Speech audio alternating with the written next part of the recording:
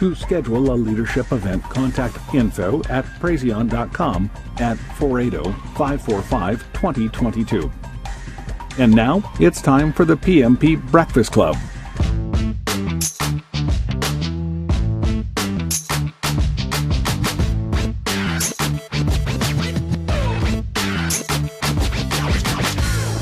Agile is changing the market in a huge way.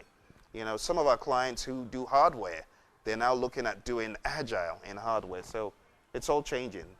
So that takes us into this talk about the Agile Practice Guide. I'm not going to go into the details of what exactly Agile is, but I'm going to be covering at a very high level what is in the guide.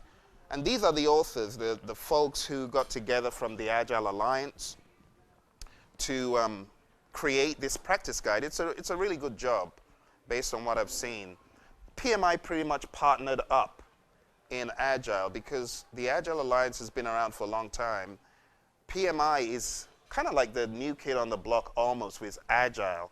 They're not as well known for Agile as the Agile Alliance. So they joined forces and created this guide, and they did it to add value to the project management community. The practice guide describes the Agile mindset. That's a big thing, the mindset of Agile. In a lot of firms, people don't use the word Agile because they think it's a bad word. I think Agile is like the evil, you know, unspoken evil. But there's nothing wrong in being Agile. Being Agile is good. So they first of all start by trying to introduce the Agile manifesto mindset, the values and principles of Agile, frequently delivering value to the customer, doing it in an iterative and incremental fashion. And then the next thing in the guide is the PMI performs a deep analysis of the life cycle section. This is actually very useful. If you didn't read anything else in the guide, I would highly suggest this section that talks about iterative life cycles. Should I quiz you for your exam? What are the other life cycle types? There are 3. Do you remember them? What's the one that is long? Waterfallish. What's the real name for it in the PMBOK Guide? Since you're taking the exam. Hey. All right, it's called predictive life cycles. It's in chapter 2. So you've got predictive or fully plan-driven. So predictive or fully plan-driven, they also talk about something called iterative and incremental. So you've got predictive, you've got iterative, you've got incremental. But here they go a step further, and they expose you to a continuum of agility. So you've got the waterfall, as you called it, that could be fixed, but you've got a continuum of being iterative, incremental, being blended, and the frequent deliveries and so on. So that's actually a very good one for every PM to be aware of. PMI give a few suggestions for creating an agile environment. How do you do it? You have to first of all expose people through training, coaching. I remember a particular company, my firm, we went out to train them, and immediately the engineers had a barrier. This is not going to work.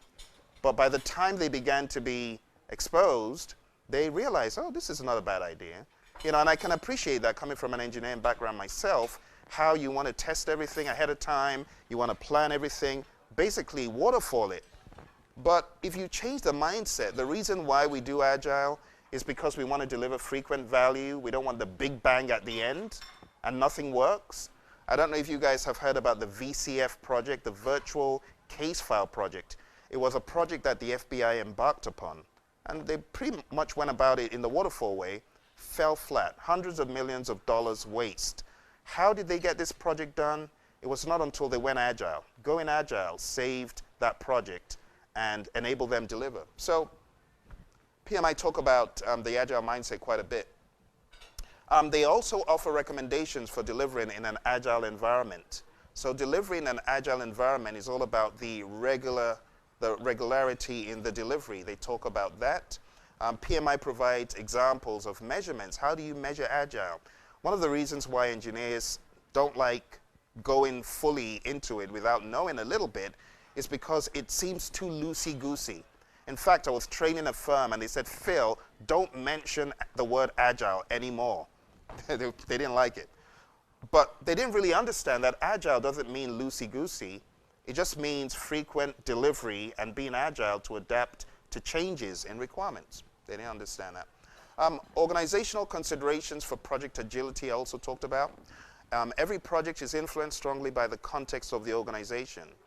The guide explores organizational factors that impact the use of Agile. So based on your firm, Agile may not be a good fit, or maybe it is.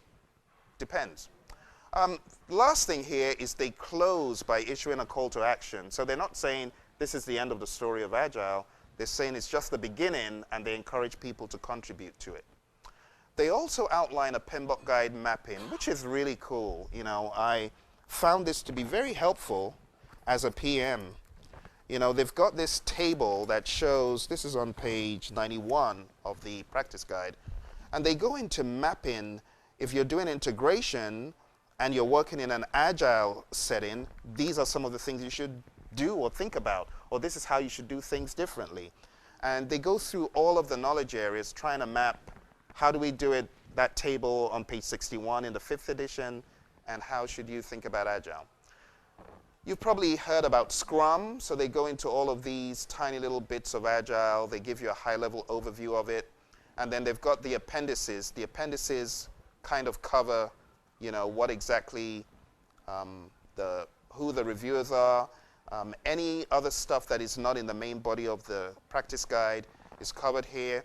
There's a lot of gold. I call it gold. Appendix X3. They've got Agile suitability filter tools. And this proposes a model for assessing the suitability of Agile. So if you wanted to test to see if your organization is a good candidate for Agile, PMI have given you quite a lot of tools. Very impressive. This was a really good job that the PMI did.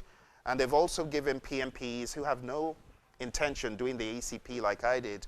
It at least gives you a baseline to know what is Agile and to know, you know, how to apply these methods without going to get the whole certification. So that pretty much is it. Do you have any questions or concerns about the Agile guide I can answer? All right. Well, Roy, I guess I'm done. Thank you. Thank you very much. Thank you. Thank you.